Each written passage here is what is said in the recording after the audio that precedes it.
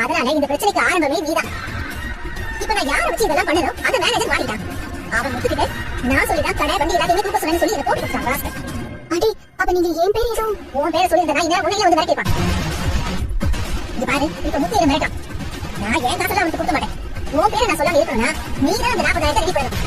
என்ன நீங்க எப்படி சொல்றீங்க? நீங்க மாட்டினா என் பேரை சொல்ல மாட்டீங்கன்னு சொன்னீங்க. ஒளி சொல்லி என்ன கேட்டா நீ சொல்லிதான் நான் இதெல்லாம் பண்ணேன்னு சொல்லிடுவேன். பாருங்க.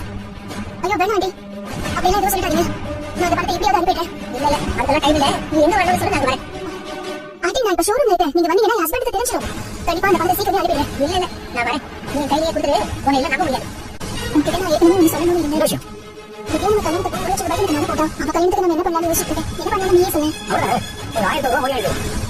அவ 1 லட்சம் ரூபாய்க்கு எனக்கு நகை போட்டுதான் சொல்றேன். நீ 1000 ரூபாய் மொய் வைக்கலாம்னு சொல்றேன்.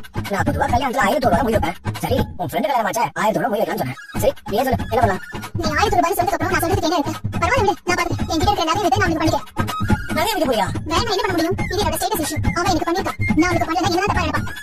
நான் நகை வைக்க இல்ல நெச்சு கடன் வாங்குறேன். உனக்கு எப்ப வேணும் வாங்கணும்? அப்ப எனக்கு 50,000 ரூபாய் கொடு. 50,000 கொஞ்சம் அதிகமா இல்ல? அவனுக்கு 1 லட்சம் ரூபாய்க்கு பண்ணிருக்கா. நான் இப்படி பார்த்தா அதே அமௌண்ட் திருப்பி செய்யணும். நான் கம்மியா தான் சொல்றேன். நீ இதுவே அதிகம் சொல்லிட்டு இருக்க. எப்ப வேணும்?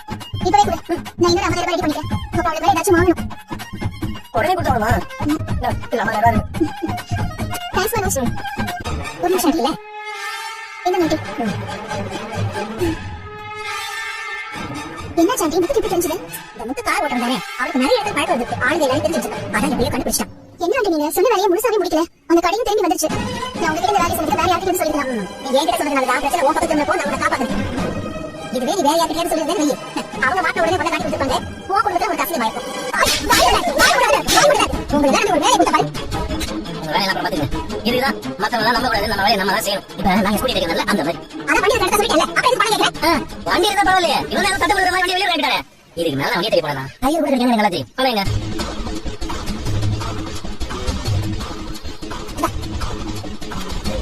இன்னைக்கு வந்து நேத்தா பண்ணி பாடி சொல்லுவாங்க.